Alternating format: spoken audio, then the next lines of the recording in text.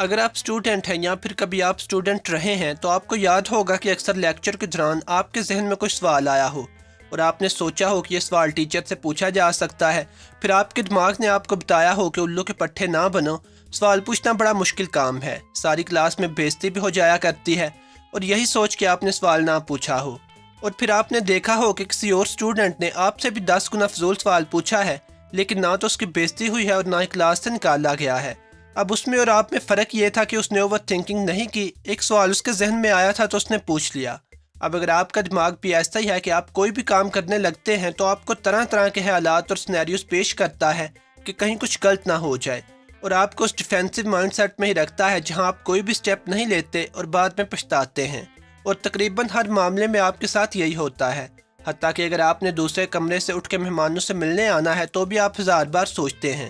اگر آپ نے کسی کاروبار میں پیسہ لگانا ہو تو بھی آپ کا دماغ آپ کو ڈراتا ہے کہ پیسہ جاتا نہ رہے، اس لیے نہ آپ پیسہ لگانے کا رسک لیتے ہیں اور نہ ہی آپ کے پاس مزید پیسہ آتا ہے، اور جب آپ اپنے محلے میں لوگوں کی کوٹھیوں کی طرف دیکھتے ہیں تو آپ کو لگتا ہے کہ یقیناً یہ ساری کوٹھیاں چوری کے پیسوں سے بنائی گئی ہیں۔ اصل میں لوگوں کے ترقی نہ کرنے اور اچھے ریلیشن شپس نہ بنا پانے کی بڑی وجہ بھی اوور تھنکنگ ہے اور اس سے پیدا ہونے والا خوف ہے۔ اب اس اوور تھنکنگ کی عادت کو ختم کیسے کریں؟ اس کے لیے 5 باتیں ہیں جن پہ اگر آپ عمل کریں تو اس مصیبت سے آپ کی جان چھوٹ جائے گی۔ اگر آپ اس چینل پر نئے ہیں تو چینل کو سبسکرائب کر لیجئے تاکہ آئندہ اپلوڈ ہونے والی ویڈیوز بھی دیکھ سکیں۔ نمبر 1، یہ پہلا پوائنٹ ان غلطیوں کے متعلق ہے جو آپ کر چکے ہیں یا کسی اور حادثے یا واقعے کے متعلق جو ابھی ابھی آپ کے ساتھ پیش آیا ہو۔ جیسے فرض کریں کہ آپ گھر میں ہی کوئی کام کر رہے تھے جو آپ سے خراب ہو جاتا ہے اور آپ کو دوسروں کی باتیں سننی پڑتی ہیں، یا کالج میں کوئی ٹیچر غصے میں آ کے ساری کلاس کے سامنے آپ کی بے عزتی کر دیتا ہے، تو آپ مسلسل اسی واقعے کے بارے میں سوچتے رہیں گے اور دوسرے کاموں میں بھی آپ کی توجہ نہیں جمے گی۔ اب اس قسم کی اوور تھنکنگ سے نجات کا طریقہ یہ ہے کہ آپ چیزوں کو ذرا بڑے فریم میں دیکھیں۔ اس کا مطلب یہ ہے کہ آپ یہ سوچیں کہ آج سے 2 یا 3 ہفتے بعد یہ چیز کتنا میٹر کرے گی، آج سے 2 ہفتے یا مہینے بعد اس واقعے کا اثر آپ کی زندگی میں کتنا رہ جائے گا۔ اگر آپ اس طرح سوچیں گے تو آپ کو اندازہ ہوگا کہ یہ صرف وقتی ٹینشن ہے، اس کے بارے میں اتنا زیادہ سوچنا اور ٹینشن لینا فضول ہے۔ جب آپ یہ اکنالج کریں گے کہ چند دن بعد یہ واقعہ میٹر نہیں کرے گا تو آپ آٹومیٹکلی اس واقعے کے بارے میں اوور تھنکنگ بند کر دیں گے۔ نمبر 2،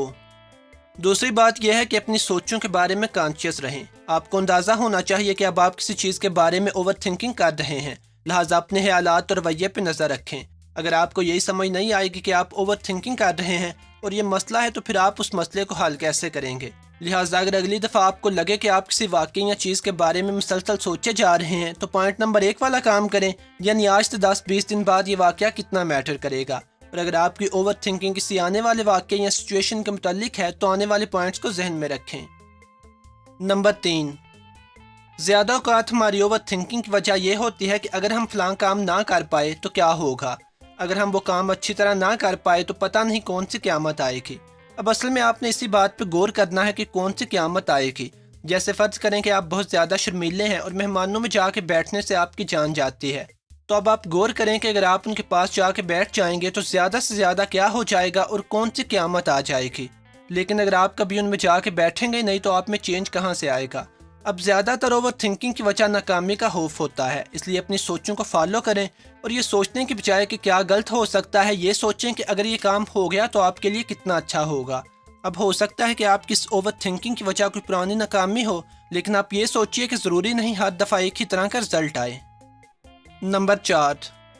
اوور تھنکنگ بند کرنے کے لیے چوتھی بات یہ ہے کہ آپ پرفیکشن کا انتظار کرنا بند کریں۔ ہر کام کو پرفیکٹ طریقے سے کرنے کا کریز بھی آپ کو اوور تھنکنگ کی طرف لے جاتا ہے۔ جب میں یہ چینل شروع کرنے والا تھا تو سوچتا تھا کہ چینل بنا تو لوں، لیکن پتہ نہیں کس قسم کی ویڈیوز بنیں گی، پتہ نہیں کس قسم کا لکھا جائے گا اور یہ کہ ریکارڈنگ کس طرح کی ہوگی۔ اور نیٹ پہ وائس اوورز کے متعلق سرچ کرتے ہوئے جو سب سے زیادہ پاورفل ایڈوائس مجھے ملی وہ ایک وائس اوور آرٹسٹ اور کوچ کی تھی، اور وہ یہ تھی کہ کبھی بھی پرفیکشن پہ فوکس نہ کریں۔ مجھے خود وائس ایکٹنگ کرتے ہوئے 30 سال ہو گئے ہیں اور آج بھی پرفیکشن نہیں آئی۔